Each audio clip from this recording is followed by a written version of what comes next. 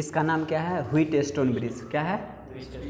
देखिए यहाँ पर लिखा हुआ है क्या कि Wheatstone bridge is use to measure the unknown value of resistance. यानी व्हीटस्टोन ब्रिज का काम क्या होता है? तो जो अज्ञात प्रतिरोध है, जैसे कि ये मेरे पास प्रतिरोध है, ठीक ना, इस प्रतिरोध का वैल्यू हमको ज्ञात करना है कि कितना ओम का प्रतिरोध है, ठीक। तो इसके लिए हम क्या यूज़ करते हैं? ये व्हीटस्टोन ब्रिज। तो यही लिखा है Wheatstone bridge is use to measure the unknown resistance, ठीक। अब इसमें देखते हैं कि सारा इस सब नॉब का है काम क्या। तो देखिए पहला यहाँ पर देखिए कि instrument has following in build parts. यहाँ पर पहला है कि देखिए डिकेड आर्म्स। देखिए यहाँ पर देखिए, अब यहाँ पर देखिए ये 4 गो जो ये नोब है ना, इसको कहेंगे डिकेड आर्म, ठीक ना। ये कौन सा, इसका नाम क्या है? Decade arm.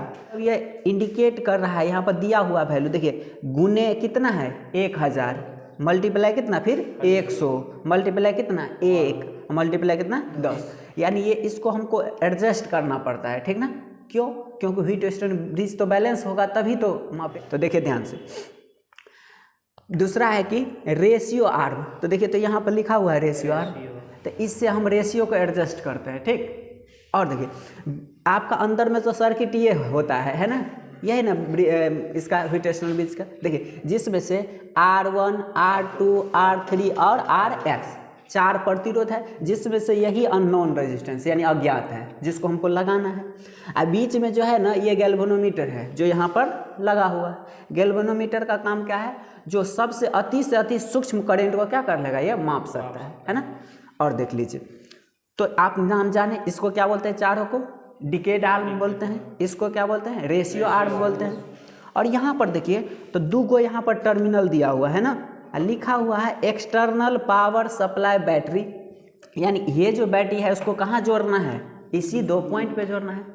और देखिए यहाँ पर देखिए लिखा है अननोन रेजिस्टेंस, यानी जिस रेजिस्टेंस का हमको मान ज्ञात करना है उसको हम यहीं लगाएंगे, ठीक ना। और देखिए आगे बढ़िए, तो ये क्या है? लिखा हुआ है बी, आगे जी। B4 मतलब बैटरी का ये सप्लाई को ऑन और ऑफ करेगा, यानी बैटरी के लिए ये क्या होगा? स्विच हो गया। ये किसके लिए स्विच हुआ? गैल्वेनोमीटर के लिए स्विच हुआ, ठीक। यानी जब इसको हम प्रेस करेंगे और इसको प्रेस करेंगे तो लाइन इसमें आ जाएगा, है ना। इसको प्रेस करेंगे तो ये देखेंगे कि कितना करंट आपका अभी फ्लो हो रहा है कि नहीं। तो देखिए इसका कंसेप्ट इतना ही है कि जब R1 बटा R2 बराबर R3 बटा RX हो जाए, जब ब्रिज बैलेंस हो जाता है तो गैल्वेनोमीटर में कोई करंट नहीं जाता है। और जब गैल्वेनोमीटर में कोई करंट नहीं जाएगा तो ये स्थिर हो जाएगा ना।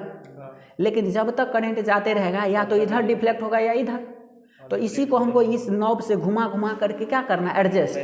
अब बैलेंस जब हो जाएगा तो ये अपने आप रुक जाएगा, है ना।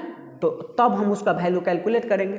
अब कैसे कैलकुलेट करते हैं? तो ये देखिए सबसे पहले हम क्या कर ले, बैटरी को तो जोड़ लीजिए। देखिए बैटरी को हम जोड़ लेते हैं।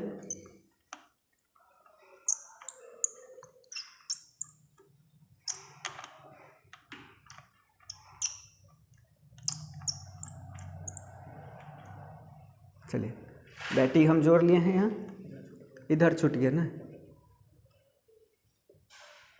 चलिए अब क्या करते हैं? रेजिस्टेंस को जोड़ना है, तो इसको भी खोल लीजिए, यहाँ पर आप इसको जोड़ दीजिए।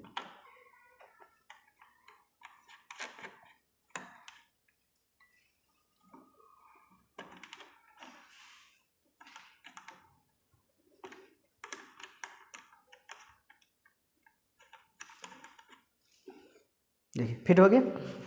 अब क्या करते हैं? अगर हम यहाँ पर लाइन देंगे, इसको हम स्विच ऑन करेंगे, किसका? तो बैटरी का स्विच, तो पूरा सर्किट में करंट जाएगा। इसका मतलब देखिए अगर हम यहाँ पे इसको प्रेस करते हैं तो लाइन गया होगा।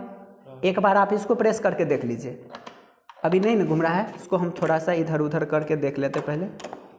देखिए इसको अभी फैन यहाँ ला लिए, अभी ठीक है। इसको हम दबाए, देखिए काम कर रहा है ना, यानी कि अभी ये प्रॉपर बैटरी काम कर रहा है।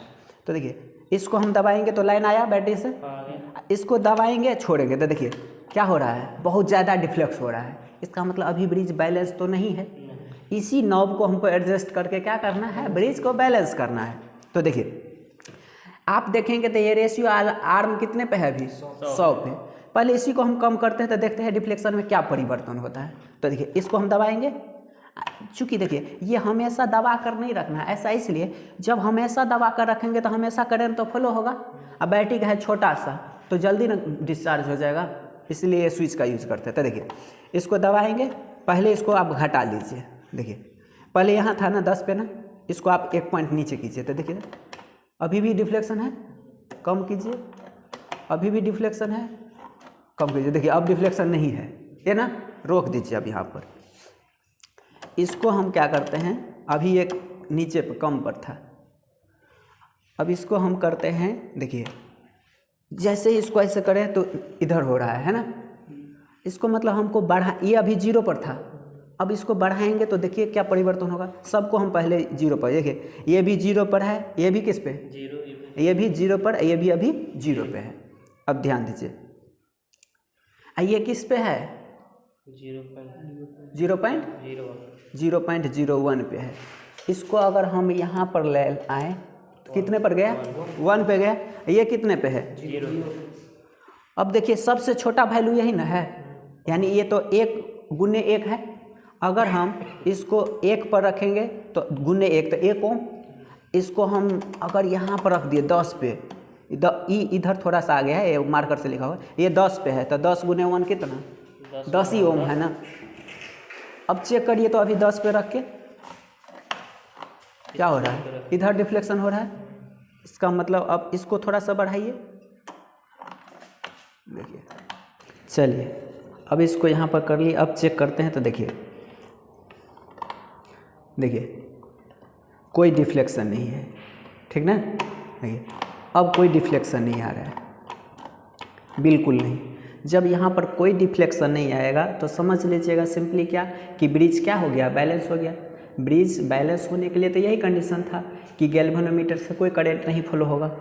तो देख लीजिए अब क्या है, ब्रिज पूरी आपका बैलेंस है, यानी गैल्वेनोमीटर अब डिफ्लेक्ट नहीं करता है। तो अब सारे रीडिंग को आप माप लीजिए। तो देखिए सबसे पहले यहाँ वो मापिए, तो ये कितने पे है, तो देख लीजिए ये 0 पे है ना।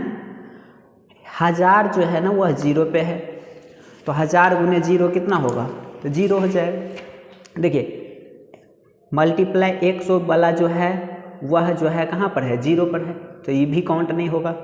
अब यहाँ पर बात कर लीजिए तो गुने 1 वाला जो ओम है ये जो है 9 वह 10 पर है, तो 10 गुने 1 कितना होगा 10, और ये वाला 9 देखिए तो ये 1 पर है ना। तो ये 10 गुना है तो 10 गुने 1 कितना, तो 10, तो 10 ओम ये हो गया और 10 ओम ये हो गया, तो टोटल कितना है 20 ओम। ये तो 0 पर है, ये भी आपका 0 पे है, तो टोटल इसमें से आपका 20 ओम हुआ। अब आपको ये देखना है कि रेशियो कितने पर है, तो देखिए आपका रेशियो 1 पर है, तो टोटल आपका देखिए यहाँ पर हम निकालेंगे।